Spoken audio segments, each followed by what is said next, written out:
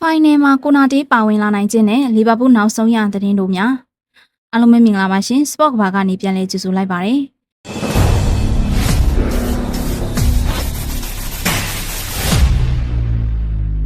လီဗာပူးတင်းကတော့ PSG ကိုပန်နယ်တီအဆုံးအဖြတ်နဲ့အရေးနေရင်းနဲ့ပြိုင်ပွဲကနေထွက်ခွာခဲ့ရပါပြီ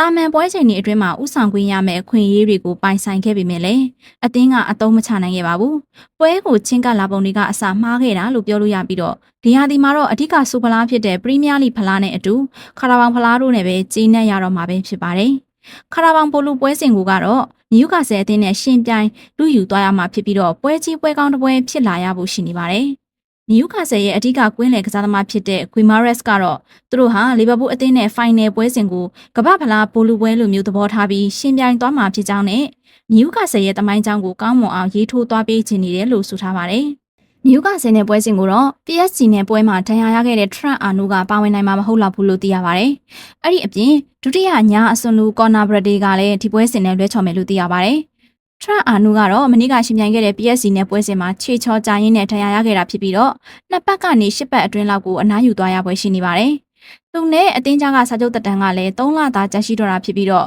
ဒီလိုအခြေအနေမျိုးမှာဒဏ်ရာရသွားတာကကောင်းမွန်တဲ့အနေအထားမှာတော့ရှိမနေပါဘူး။အာနူဟာငငယ်ကလေးကလီဗာပူးရဲ့အသွေးသားတဦးဖြစ်ခဲ့ပြီးတော့အသင်းသမိုင်းတစ်လျှောက်အအောင်မြင်ဆုံးကစားသမားတွေကတဦးဖြစ်ခဲ့တာပါ။စပေါ့ကဘာအနေနဲ့ကတော့လီဗာပူးအသင်းနဲ့စာချုပ်သစ်အဆင်ပြေပါစေလို့သာမျှော်လင့်ပြီးတော့တကယ်လို့ညှိနှိုင်းမှုအဆင်မပြေခဲ့ရင်လည်း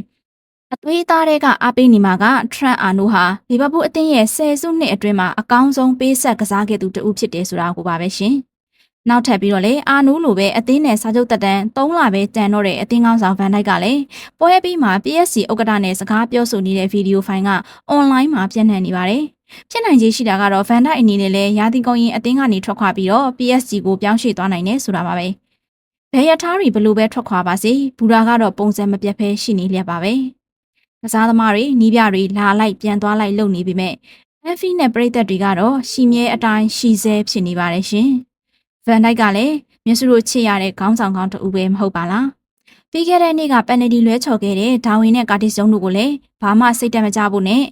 လာမယ့်ကာဆင်နဲ့ဖိုင်နယ်ပွဲကိုသာအာယုံစိုက်ထားကြဖို့ဗန်ဒိုက်ကတိုက်တွန်းပြောဆိုခဲ့ပါတယ်။အဲ့ဒီအပြင်ဒီပွဲစဉ်မှာကိုနာတေးကဒဏ်ရာရခဲ့တာမဟုတ်ဘဲနဲ့ပွဲပန်းနေတာကြောင့်လူစားလဲခဲ့တာဖြစ်ပြီးတော့လာမယ့်နယူကာဆယ်အသင်းနဲ့ခရာဘောင်ပွဲစဉ်မှာပြန်လည်ပါဝင်နိုင်မယ်လို့သိရပါတယ်။ပွဲစဉ်ပြီးမှာတော့မိုဆာလာတယောက်ကငိုနေခဲ့ပြီးတော့အရန်မျောလင်းထားတဲ့ဖလားကနေအချိန်မကြာပဲထွက်ခွာခဲ့ရလို့ယူကျုံမရဖြစ်နေရပါတယ်။ဆာလာကဒီဟာဒီမှာခြေစွမ်းပြသွင်းကိုတွေတည်ယူထားပြီးတော့ဘလွန်ဒေါဆုအတွက်ရေးပန်းစားနေတာဖြစ်ပါတယ်။ဒါပေမဲ့လည်းအခုလိုမျိုးချန်ပီယံစူဖလားကနေစောစောစီးစီးထွက်ခွာခဲ့ရတာကသူ့အတွက်တော့နစ်နာစရာတွေဖြစ်ခဲ့ရတာပါ။နောက်ကျန်ရှိတဲ့ပွဲစဉ်တွေမှာသွင်းကိုတွေကိုတကိုးပြီးတကိုးသိယူနိုင်ပါစီလို့သာဆန္ဒပြုလိုက်ရပါတယ်။အဆုံးထိနားဆင်ပြီးလို့အားလုံးကိုကျေးဇူးတင်ပါတယ်ရှင်။